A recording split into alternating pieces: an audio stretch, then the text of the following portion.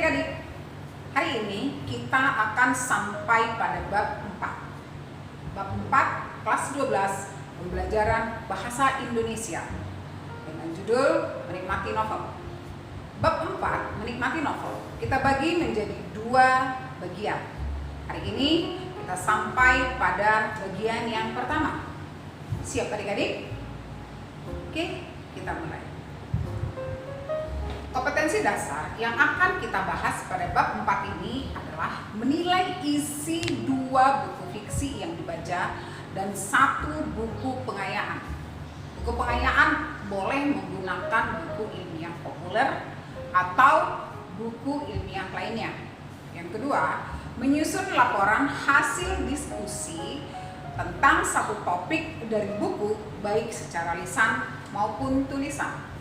Sedangkan indikator yang akan kita bahas pada pertemuan kali ini adalah 1. Menafsir pandangan pengarang terhadap kehidupan dalam novel. 2, 3, dan 4 akan kita bahas pada pertemuan kedua, materi menikmati novel. Oke adik-adik, kita lanjut. Novel adalah suatu bentuk karya sastra yang berbentuk prosa dan mempunyai unsur-unsur intrinsik dan ekstrinsik. Ini merupakan kelanjutan dari pembelajaran menikmati cerpen pada materi kelas 11. Jangan lupa, sebuah novel umumnya mengisahkan atau menceritakan kehidupan manusia dalam berinteraksi dengan lingkungan dan juga sesamanya. Di dalam sebuah novel, pengarang berusaha semaksimal mungkin untuk mengarahkan si pembaca kepada berbagai macam gambaran cerita kehidupan melalui cerita yang terkandung di dalam novel tersebut. Kita lanjut ya. Sekarang kita sampai pada ciri-ciri novel. Ciri-ciri novel adalah novel pada umumnya terdiri dari 400 halaman atau jumlah kata lebih dari 35.000 kata.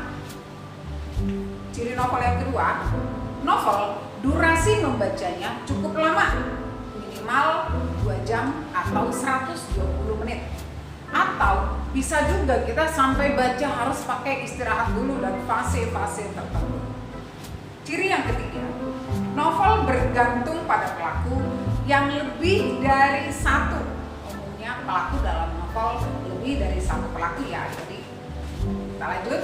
Ciri selanjutnya adalah novel menyajikan lebih dari 1 impresi, efek, dan emosi. Kemudian novel ditulis dengan suatu narasi dan deskripsi untuk menggambarkan suasana. Sedangkan mengenai alur pada novel bersifat kompleks.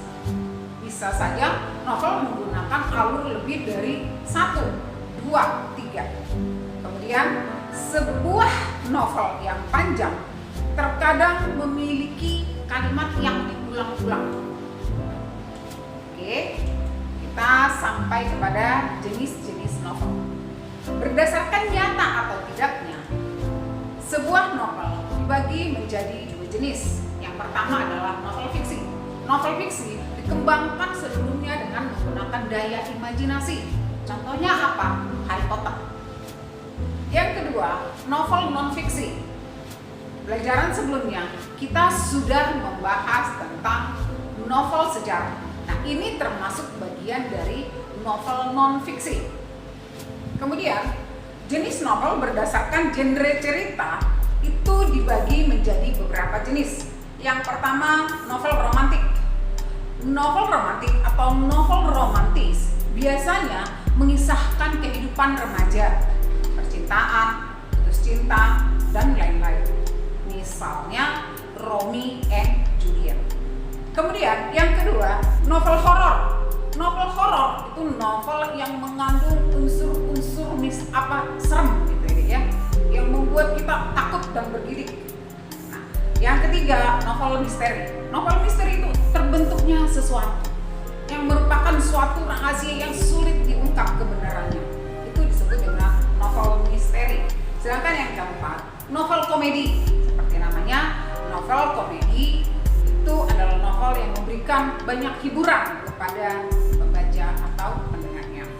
Kemudian adalah novel inspiratif. Ini biasanya novel yang memberikan inspirasi atau pemahaman baru kepada pembacanya.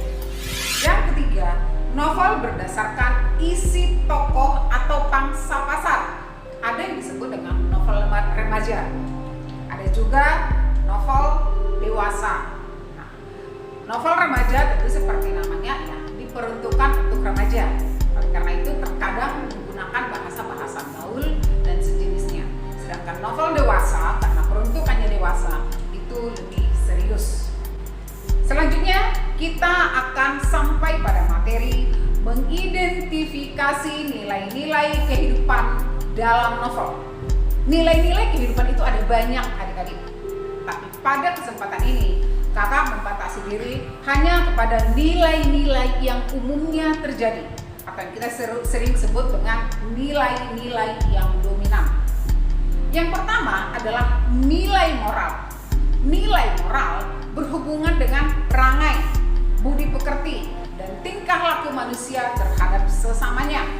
Biasanya nilai moral dapat diketahui melalui deskripsi tokoh, hubungan antar tokoh, dialog, dan lain-lain. Yang kedua adalah nilai sosial. Nilai sosial berhubungan dengan masalah sosial dan hubungan manusia dengan masyarakat atau yang sering kita sebut dengan interaksi sosial antar manusia. Biasanya nilai ini dapat diketahui dengan penggambaran hubungan antar tokoh. Yang ketiga adalah nilai religius. Seperti namanya, nilai religius adalah nilai yang berhubungan dengan kepercayaan atau ajaran agama tertentu. Biasanya nilai ini dapat diketahui dengan simbol agama tertentu, misalnya rumah ibadah, kutipan, kitab suci, atau penggambaran nilai-nilai kehidupan yang dilandasi ajaran agama yang bersifat universal. Yang keempat adalah nilai budaya, berhubungan dengan adat istiadat, kebudayaan, serta kebiasaan suatu masyarakat.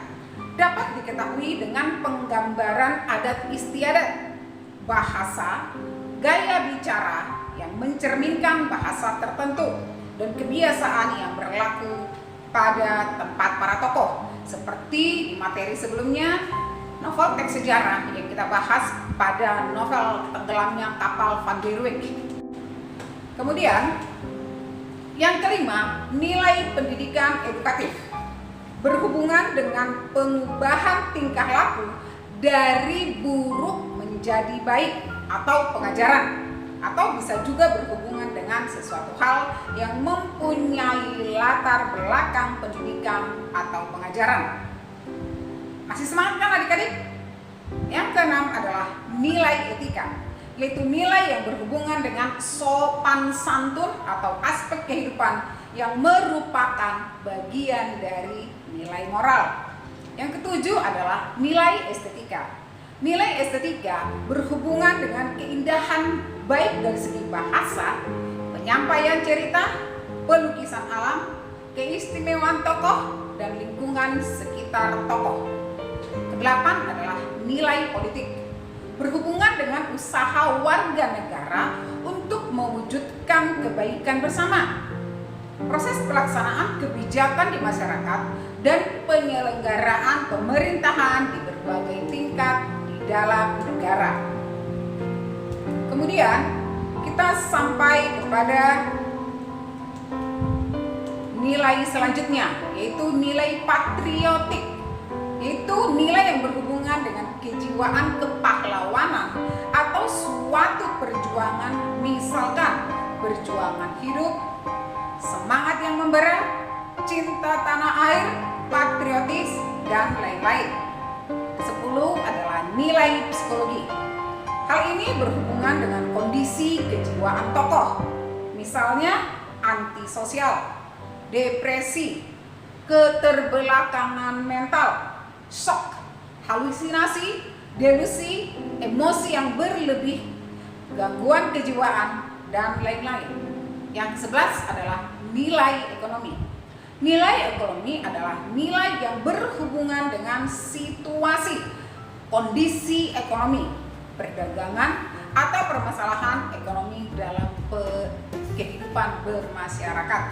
Yang ke-12 adalah nilai historis, berhubungan dengan hal-hal yang erat kaitannya dengan sejarah. Selanjutnya kita sampai pada langkah-langkah menafsir pandangan pengarang dalam novel. Menafsir itu membayangkan, menebak, menerka. Jadi dalam hal ini kita menafsir pandangan pengarang terhadap kehidupan dalam novel yang dapat didefinisikan sebagai upaya menangkap maksud, mengartikan dan menjelaskan konsep yang dimiliki pengarang, dan menanggapi serta menerangkan masalah-masalah dalam kehidupan yang terdapat dalam novel tersebut. Adapun langkah-langkahnya adalah sebagai berikut. Yang pertama, kita harus membaca novel dengan seksama dan mendalam. Artinya, kita harus memahami apa saja yang menjadi pokok bahasan dalam novel tersebut. Yang kedua, kita harus mampu menginterpretasi pandangan pengarang terhadap kehidupan dalam novel tersebut. Yang ketiga, memberikan pendapat terhadap tafsiran pengarang, pandangan pengarang terhadap nilai-nilai kehidupan, baik dalam bentuk lisan maupun tertulis. Oke adik-adik, demikian dulu perjumpaan kita dalam materi menikmati novel bagian pertama. Minggu depan kita sampai pada materi menikmati novel bagian kedua. Tetap semangat adik-adik. Oke, pelajar Indonesia, salam sehat dan